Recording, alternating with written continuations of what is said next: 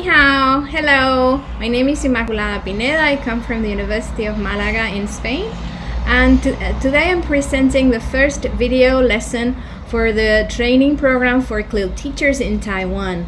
Today we're going to have a look at CLIL and multimodality. Enjoy! So let's start our presentation today on CLIL and multimodality.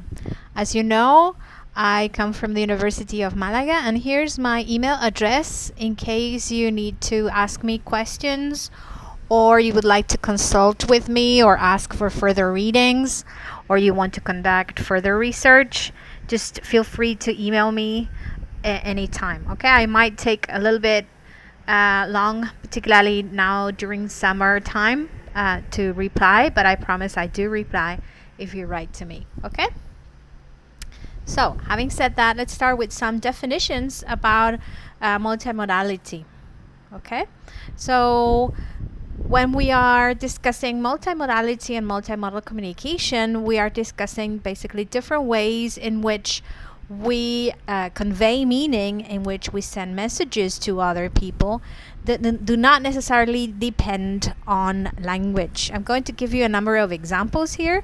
So for example, in this case, we have a number of Taiwanese newspapers, and even though I cannot read Mandarin Chinese, I'm sure that, for example, these are the titles or the names. And here you have a little piece of news with a picture. When you have titles, you have different font size, even different font color.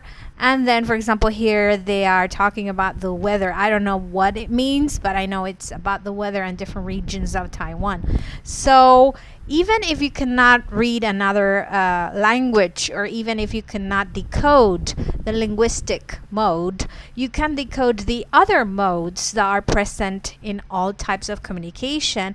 Like, for example, the icon of an apple, and probably recommending that you eat apples or you stay healthy or something. Or maybe not, maybe it's a different thing. But in case, regardless of the language that you use, there's a number of things you can still decode, and they're not part of language, but they accompany language so that the message gets across, okay?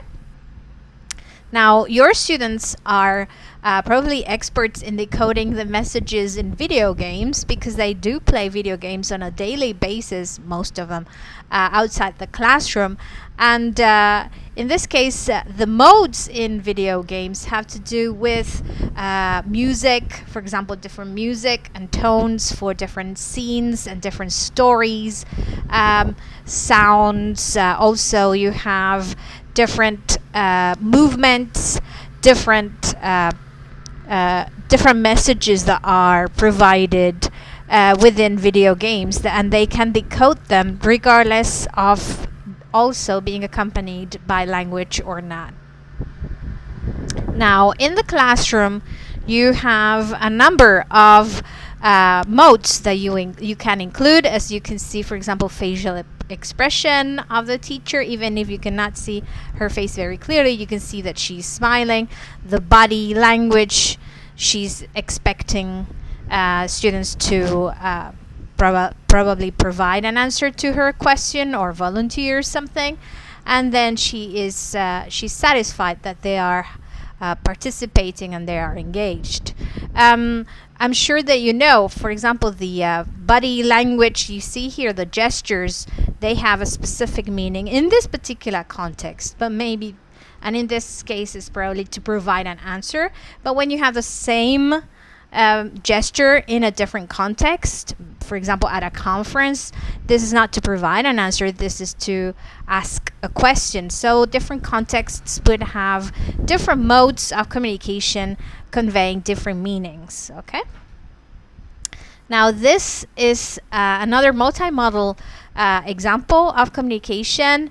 The main difference between this and this has to do with technology. She is using multimodal communication and technology. So many people understand that multimodal communication is always digital.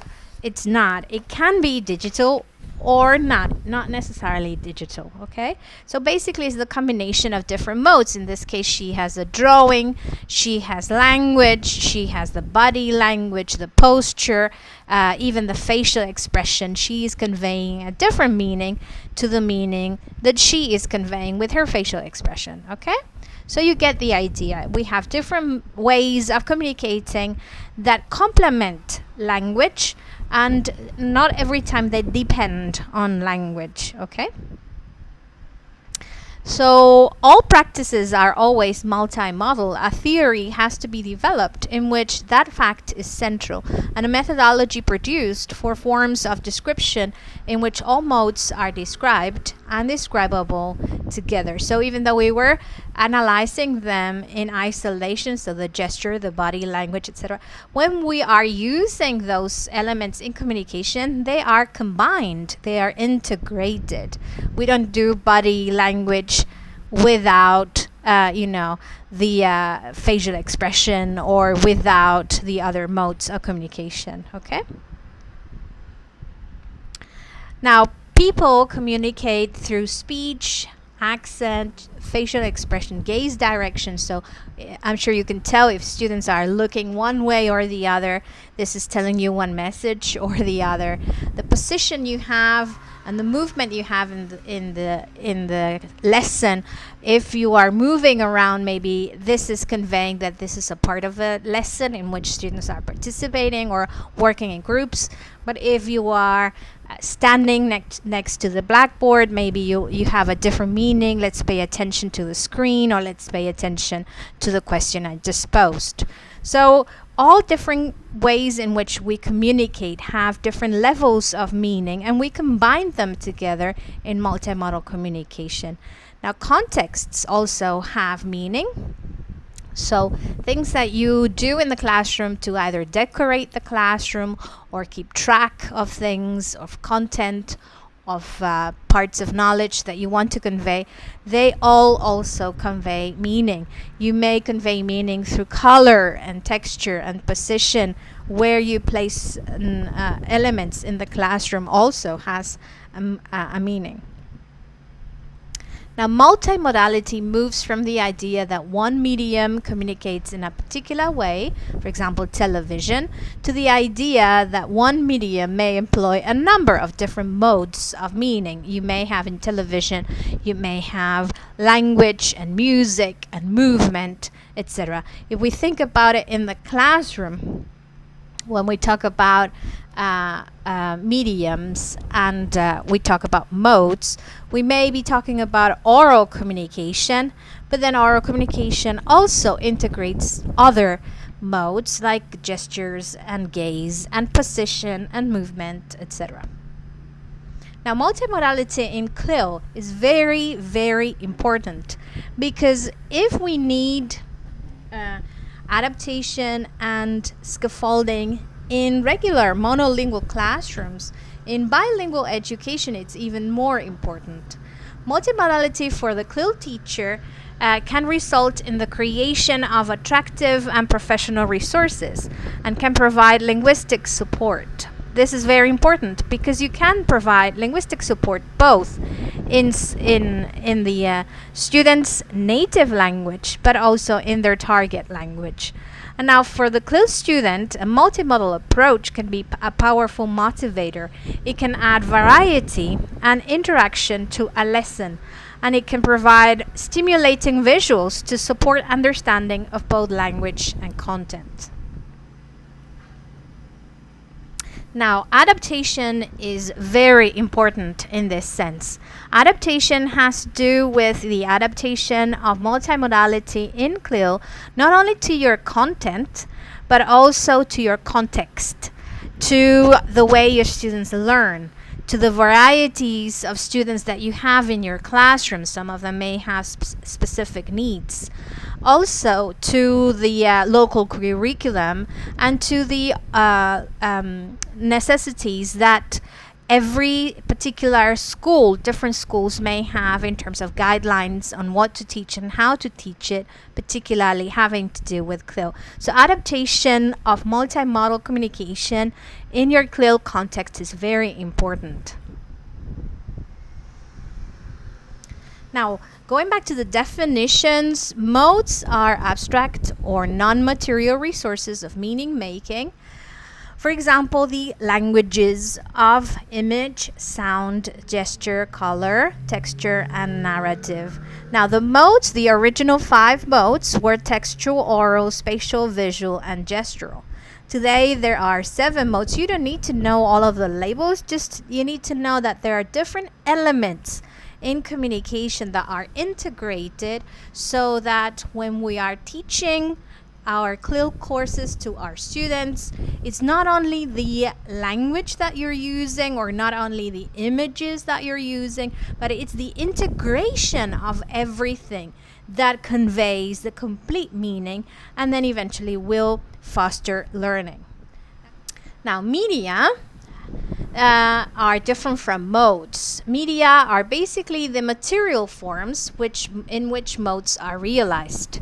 So, for example, a photograph is a material form in which different modes, like the visual mode, is conveyed.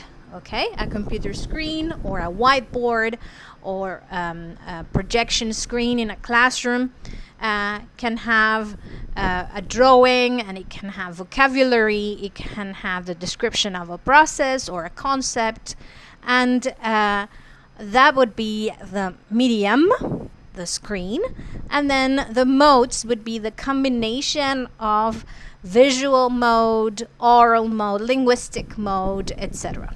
Okay? Now, you may be using the right media but the wrong modes, or the right media and the right modes. Obviously, we prefer that in the future you use the right media and the right modes, but it's not so difficult. Let's have a look at the wrong mode. Okay, so in this case, we have the teacher. She's using the right medium. In this case, she's using the whiteboard. This is okay. In fact, this item was designed for education, but then she's using the wrong mode because both the visual mode and the linguistic mode, in this case, they are too complex for these students. If you check the kind of details that you have here, this is not appropriate for primary school students. Okay, it's not only the language here, but also the visuals. Okay, they are not appropriate for these students, and I added the question marks just to make a point. Okay. Now, I have examples from Seaman Elementary School when I was doing observation sessions in December 2018. And this is a CLIL math session that I observed. In this case, these are examples of right medium and also right modes. Okay? In this case, the teacher is using what we call multi-modal scaffolding. I'm sure you are familiar with multi-modal scaffolding.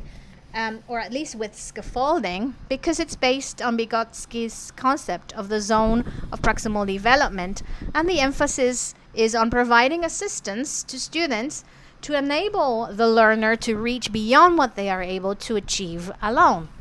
Learners initially need support and guidance until they are able to perform the activity themselves unaided. Okay, so this is an example of what we could see in already CLIL classroom in Taiwan. Okay, so here we have the teacher, and she's using a girl as an example to revise concepts that were covered in a previous session, and they had to do with horizontal and vertical lines. Okay, so at this stage, I'm sure you can notice she's combining the linguistic mode, the gestural mode, the visual mode with the screen.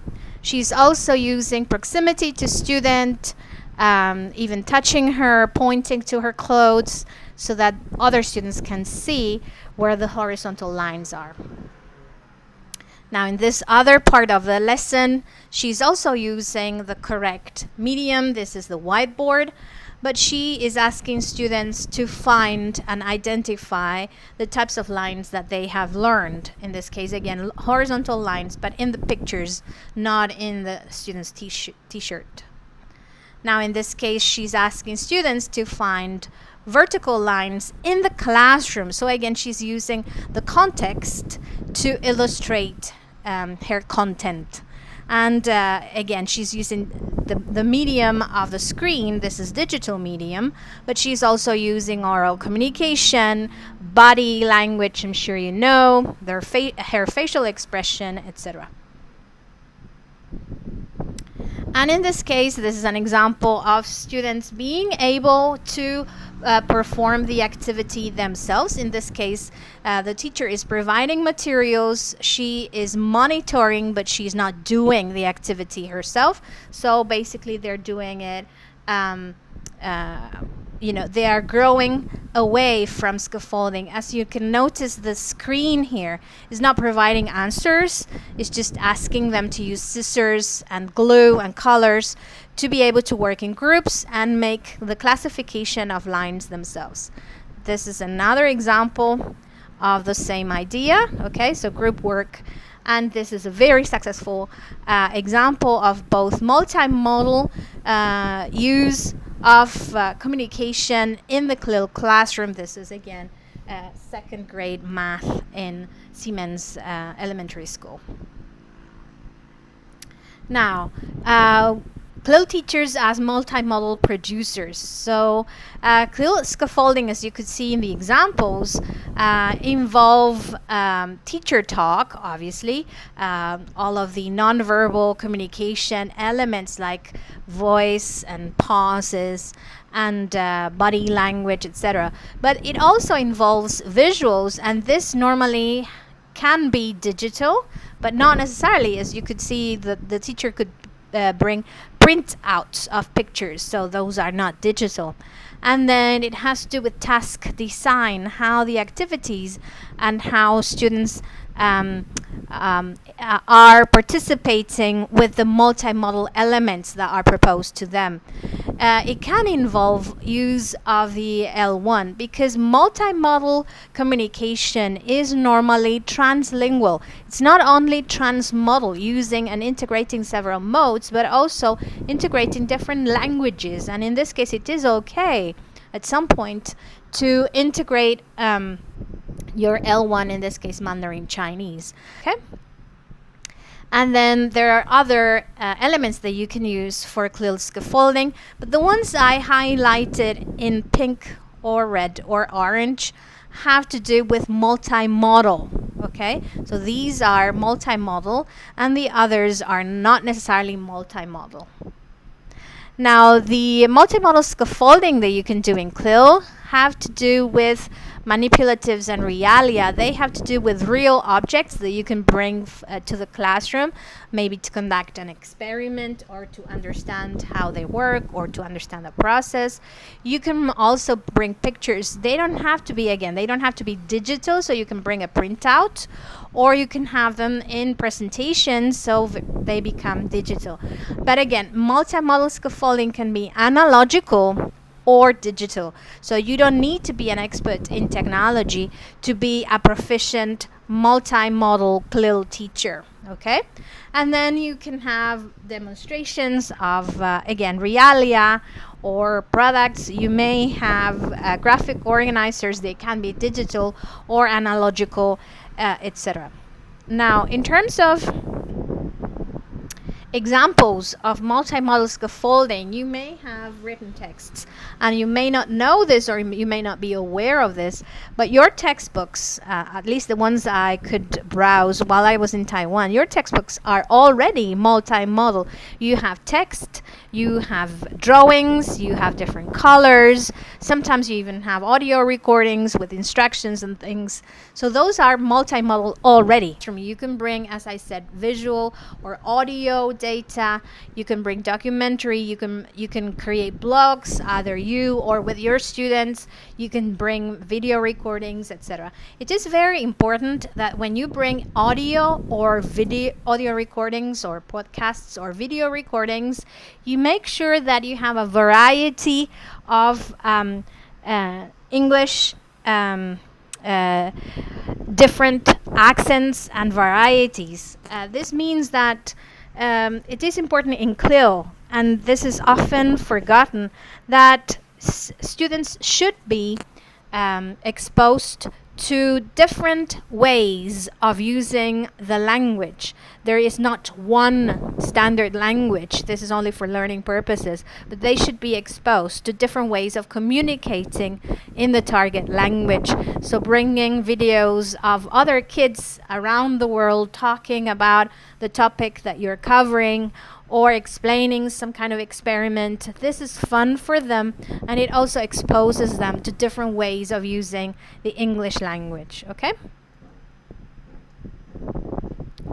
Now, in terms of digital tools that you can use for presentation, I've divided them between presentation tools and assessment tools. For presentation tools, as I said, PowerPoint is normally the most popular. The one I'm using is Prezi. I like it because it zooms in and out into different content, and it shows students what's important and what's less important or more general. You can also use Powtoon. This is very popular among primary educators because it's a free online software. It creates animations, and kids love it. It's really, really good. We will see examples of this at later video lessons, so just stay tuned. And then for video editing software, you have a number of programs that you can use. But today, most mobile phones have video editing apps that you can use. Those are really easy to use, and you can record a number of things. You don't need to become an expert at video editing. For assessment tools, you can use Quizlet, Kahoot, and Socrative. These two, they need a mobile device. It has to be either a mobile phone or a tablet. But with this one, you can create your own, and it can, even though you create them with the computer, you can use them analogically, meaning no technology in the classroom. So this one is more versatile, okay? Now let's have a look at the activities I want you to do. I would like you to discuss these questions. I understand that the homeroom teacher today is going to have them up so that you can answer those questions during discussion time. And then, so someone is going to have it up on the screen. So I'm going to skip this part. And then I would like to design a lesson plan for this second part of the session today. I would like to design you to design a lesson plan. I would like you to work in groups of 2 or 3 people, and I would like you to use the template that I am providing as a PDF. Okay, you need to design a lesson plan for a 2-hour session of one of the courses that you teach, and you need to discuss both the media and the modes that you are going to be using. Okay, you don't actually have to design the PowerPoint. You don't have to actually select the pictures or anything. Just describe how you're going to be using different modes and different media into how are you going to integrate that into your teaching, and mention the reasons why you selected those elements instead of other, and your intentions. So what were your goals for that? Okay, my CLIL tip for today is repurpose, and recycle. Basically, try not to create materials from scratch. This is hard work and it's time consuming. So use repositories. There are hundreds of webs in which you have reusable PowerPoints that were designed by professional educators, and they can help you with teaching your content in English. So don't start from scratch. The adaptation part that I was telling you before is the most important. Then you can use templates, you can reuse presentations from colleagues, and this leads me to the sharing part. Share with your colleagues, share with colleagues from other schools, from other regions in Taiwan. Just share your materials. They are not copyright materials, so just share everything so that you don't need to be working from scratch, and you can save time to be with your family or doing some other stuff that you want to do. Okay? Now, in case you want to do some further reading, I strongly recommend you to read this article. It's on scaffolding in the science classroom with visual thinking. and also this very, very excellent, it's extremely good article by Angel Lin on theories of translanguaging and transsemiotizing implications for CLIL classrooms. Okay, so I strongly recommend you to read that one. Okay, as I said, if you have questions or comments, you can always email me. My email is at the beginning of this presentation, and I hope you enjoyed this video lesson. Thank you.